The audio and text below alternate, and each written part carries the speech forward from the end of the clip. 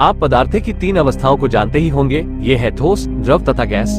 लेकिन इनके अतिरिक्त पदार्थ एक और अवस्था में पाया जाता है जिसे प्लाज्मा कहते हैं। भौतिक और रसायन शास्त्र में प्लाज्मा आंशिक रूप से आयनीकृत एक गैस है जिसमें इलेक्ट्रॉन का एक निश्चित अनुपात किसी परमाणु या अणु के साथ बंद होने के बजाय स्वतंत्र हो जाता है। प्लाज्मा में धनावेश और ऋणावेश की स्वतंत्र रूप से गमन करने की क्षमता प्लाज्मा को विद्युत चालक बना देती है।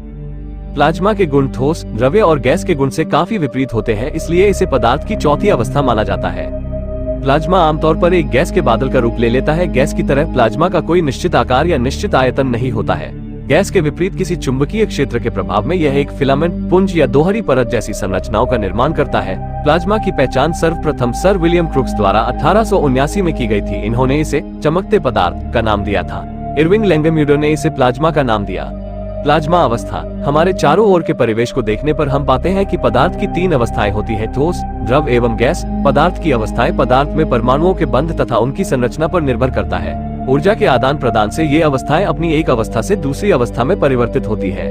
उदाहरण के लिए जब हम बर्फ को गर्म करते हैं तो ये द्रव अवस्था में परिवर्तित हो जाता है। इसे और अधिक गर्म करने पर यह द्रव से वाष्प अवस्था में परिवर्तित हो जाता है।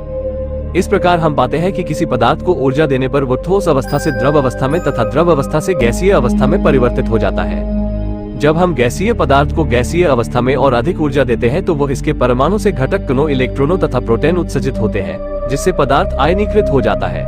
इस प्रकार हमें परमाणुओं, इलेक्ट्रॉनों, प्रोटॉनों तथा आवेशित कणों की एक गैस मिलती है। इसे हम पदार्थ की चतुर्थ अवस्था कहते हैं, जिसे हम प्लाज्मा भी कहते हैं। यह आयनीकरण की प्रक्रिया अति उच्च ताप तथा दाब पर संपन्न होती है।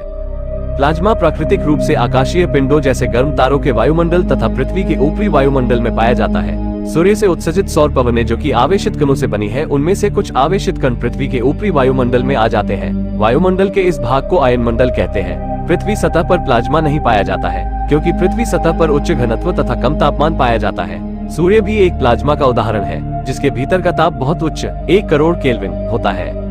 जब बात प्लाज्मा की हो तो हमारे मन में प्लाज्मा टेलीविजन का ख्याल जरूर आता है। संक्षेप रूप में एक नजर प्लाज्मा टीवी पर। प्लाज्मा टीवी एक प्रकार का हाई डेफिनेशन HD टीवी होता है। प्लाज्मा टीवी में हजारों की संख्या में छोटे छोटे फ्लोरेसेंस ट्यूब लगे होते हैं। सामान्यतः टेलीविजन में हजारों या लाखों की संख्या में छोटे छोटे घटक, डॉट्स होते हैं, जिसे पिक्सेल कहते हैं। रंगीन टीवी में 3 वर्ण मिलाकर एक पिक्सेल का निर्माण किया जाता है। इसमें प्रकाश के 3 प्राथमिक रंग लाल, हरा और नीला का प्रयोग किया जाता है।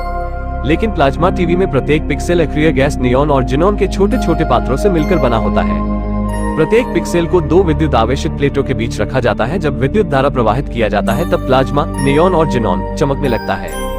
टीवी में लगा एक उपकरण विद्युत क्षेत्र को नियंत्रित करता रहता है, जिससे विभिन्न रंगों का मिश्रण सतत बनता रहता है, जो कि दृश्य पटल, डिस्प्ले पर दिखाई देता है। वैसे तो प्लाज्मा टीवी को उन्नत टेलीविजन माना जाता है, लेकिन प्लाज्मा टीवी में भी कुछ खासियत और कुछ कमियां मौजूद है। क्या आपने प्लाज्मा का निर्माण होते कभी भी नंगी आंखों से देखा है?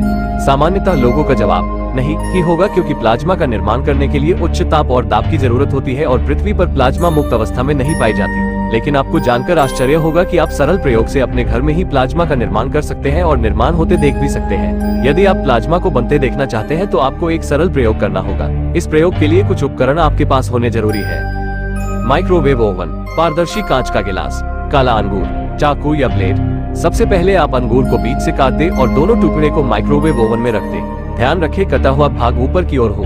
अंगूर के टुकड़े को कांच के पारदर्शी गिलास से ढक दें। अब माइक्रोवेव ओवन के डॉ को बंद कर दें। अब माइक्रोवेव ओवन को चालू कर दें। अब आप उस कांच के गिलास पे नजर बनाए रखें, क्योंकि प्लाज्मा का निर्माण उस गिलास के अंदर ही होने वाला है। लगभग 15-20 सेकंड में गिलास के अंदर प्लाज्मा बनते आप देख सकते हैं। आप हमारे चैनल को सब्सक्राइब जरूर करें और तुरंत बेल आइकन को प्रेस कर दें, ताकि आपको हमेशा हमारे वीडियोस की नोटिफिकेशन मिलती रहे। धन्यवाद। जय सिया राम।